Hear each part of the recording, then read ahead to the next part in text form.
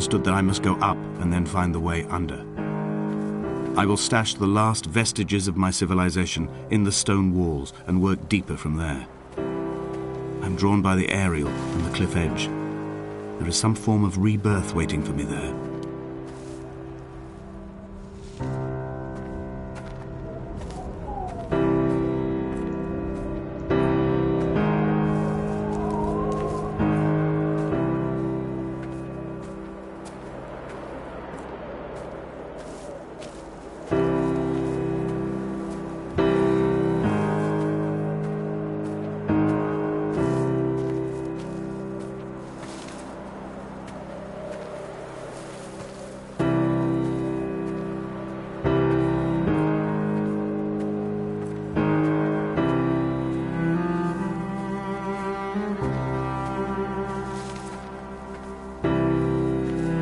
The bothy was constructed originally in the early 1700s. By then, shepherding had formalized into a career.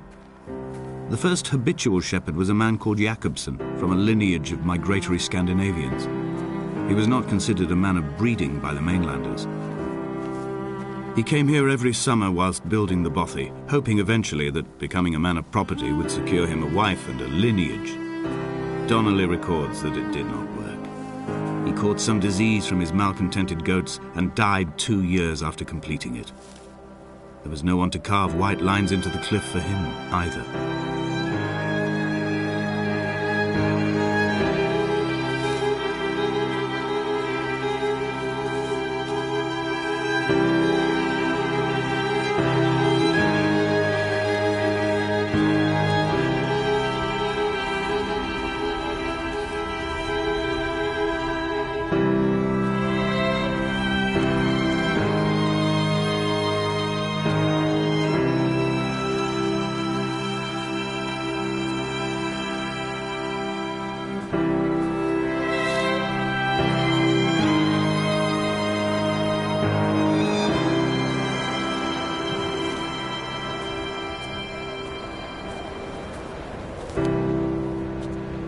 Three cormorants seen at dusk.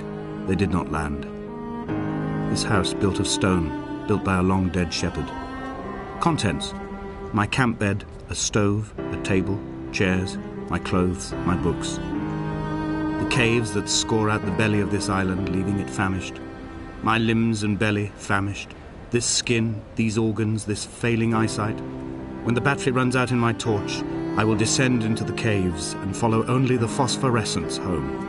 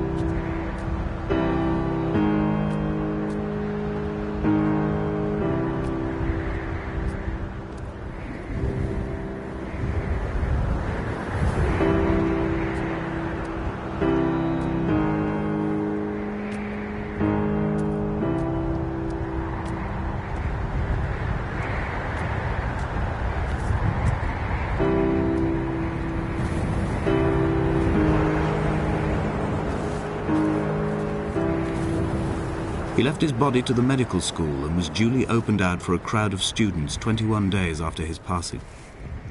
The report is included in my edition of his book. The syphilis had torn through his guts like a drunk driver, scrambling his organs like eggs on a plate. But enough definition remained for a cursory examination, and, as I suspected, they found clear evidence of kidney stones. He's likely to have spent the last years of his life in considerable pain.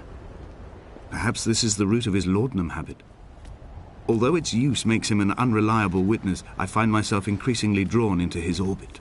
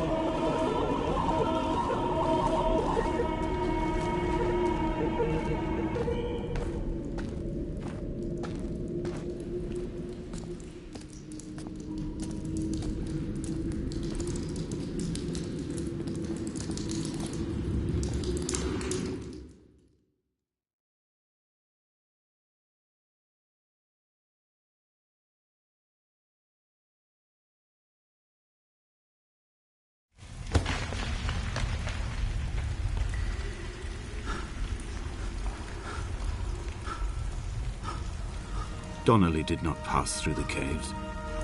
From here on in, his guidance, unreliable as it is gone from me.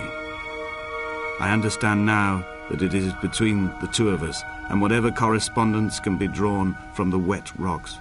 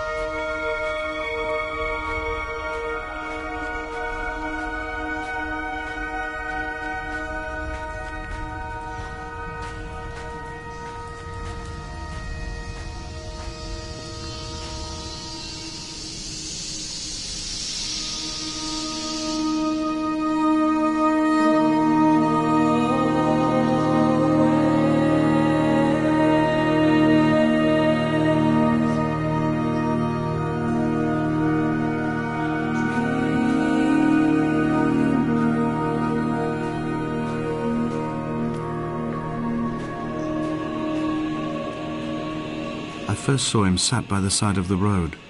I was waiting for you to be cut out of the wreckage. The car looked like it had been dropped from a great height. The guts of the engine spilled over the tarmac, like water underground.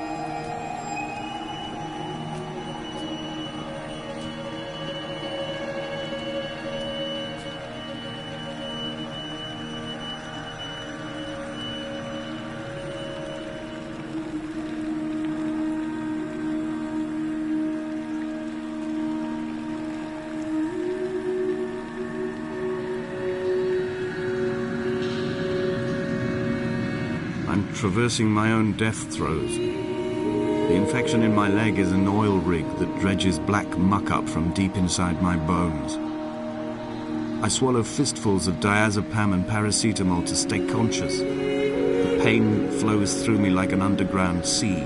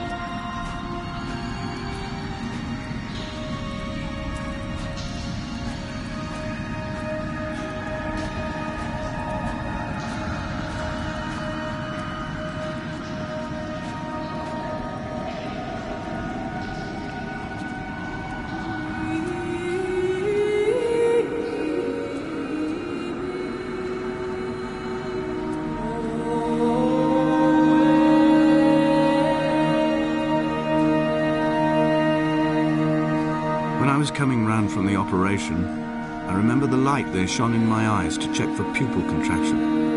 It was like staring up at a moonlit sky from the bottom of a well. People moved at the summit, but I could not tell if you were one of them.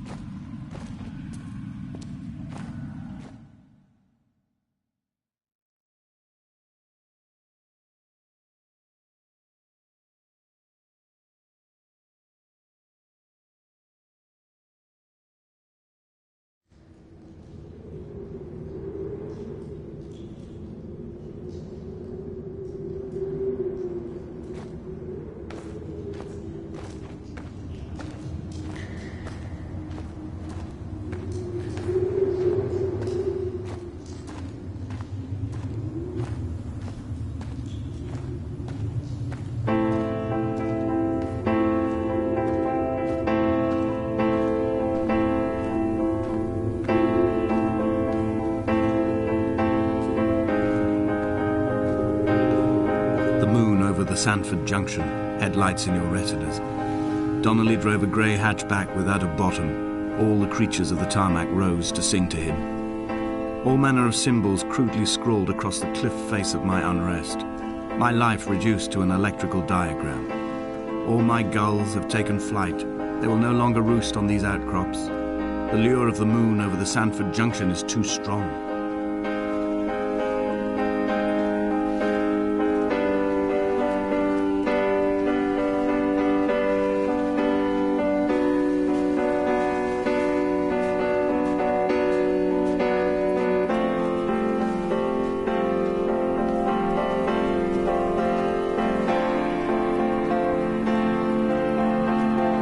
Fire and soil, I chose fire.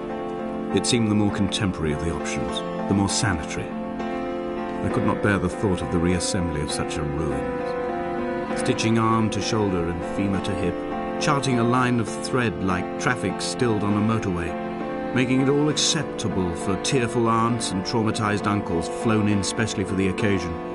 Reduce to ash, mix with water, make a phosphorescent paint for these rocks and ceilings.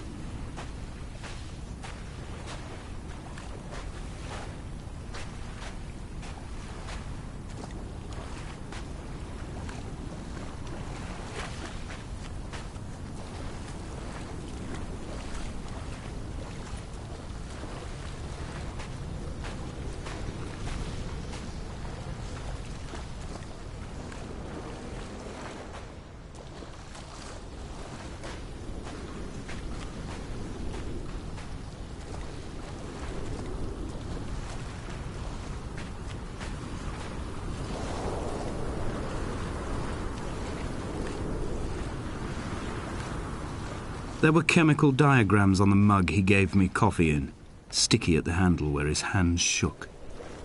He worked for a pharmaceutical company with an office based on the outskirts of Wolverhampton.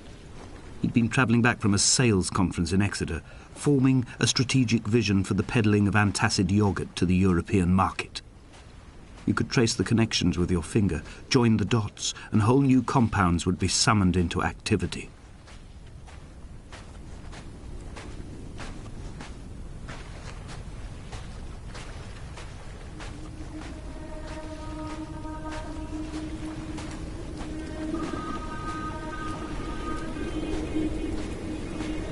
From here, I can see my armada. I collected all the letters I'd ever meant to send to you, if I'd have ever made it to the mainland, but had instead collected at the bottom of my rucksack, and I spread them out along the lost beach. Then I took each and every one, and I folded them into boats. I folded you into the creases, and then, as the sun was setting, I set the fleet to sail. Shattered into 21 pieces, I consigned you to the Atlantic, and I sat here until I'd watched all of you sink.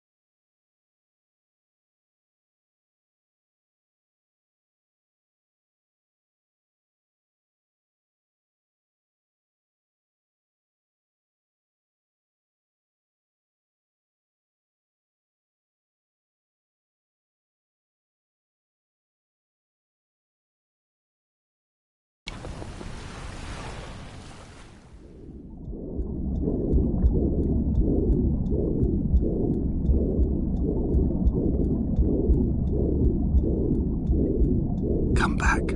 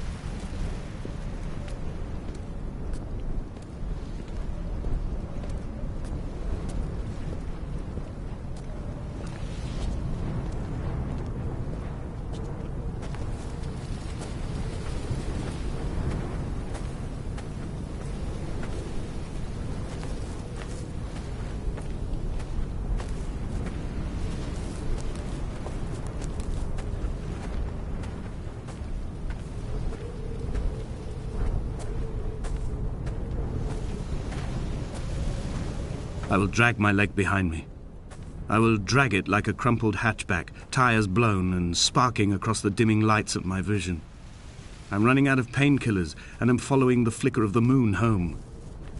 When Paul keeled over dead on the road to Damascus, they restarted his heart with the jump leads from a crumpled hatchback.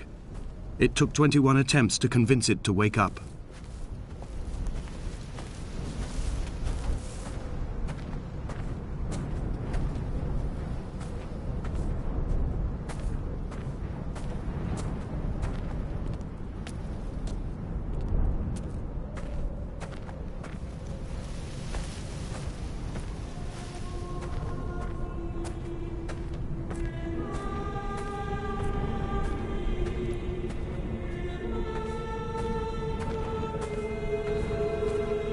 I've begun my voyage in a paper boat without a bottom. I will fly to the moon in it. I've been folded along a crease in time, a weakness in the sheet of life. Now you've settled on the opposite side of the paper to me. I can see your traces in the ink that soaks through the fiber, the pulped vegetation. When we become waterlogged and the cage disintegrates, we will intermingle. When this paper aeroplane leaves the cliff edge and carves parallel vapor trails in the dark, we will come together.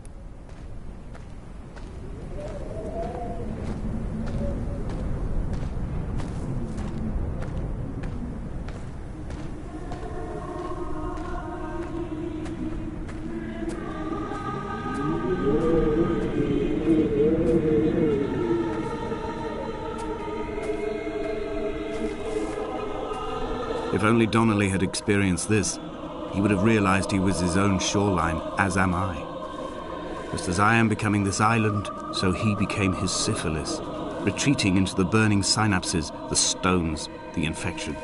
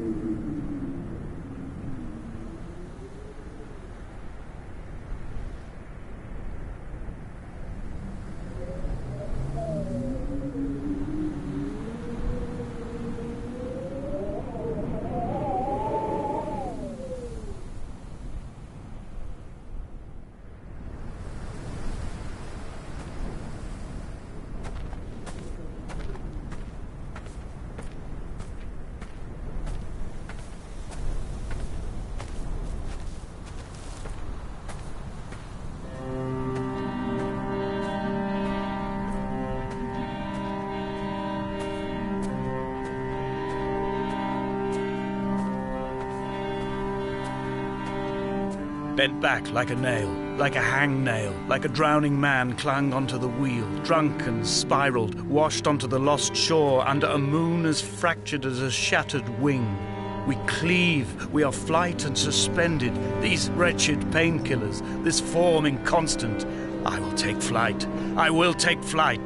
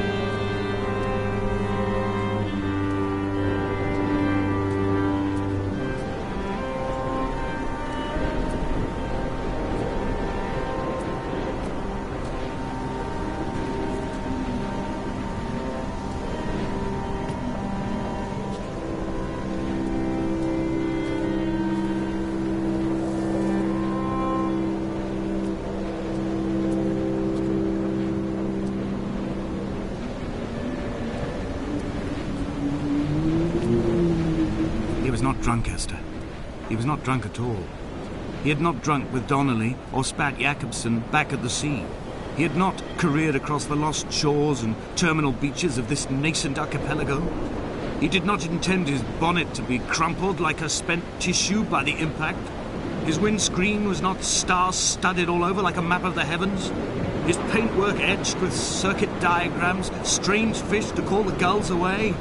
The phosphorescence of the skid marks lighting the M5 all the way from Exeter to Damascus.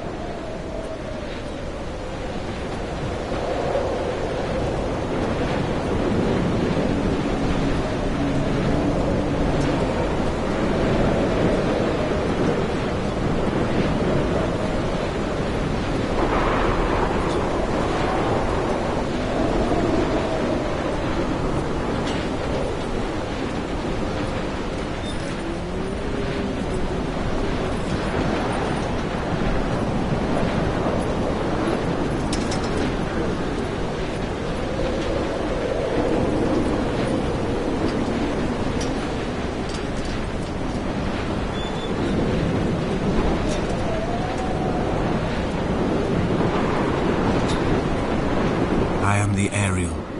In my passing, I will send news to each and every star.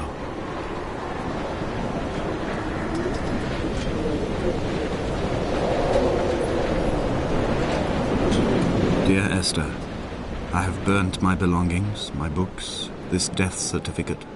Mine will be written all across this island. Who was Jakobsen? Who remembers him? Donnelly has written of him, but who was Donnelly? Who remembers him?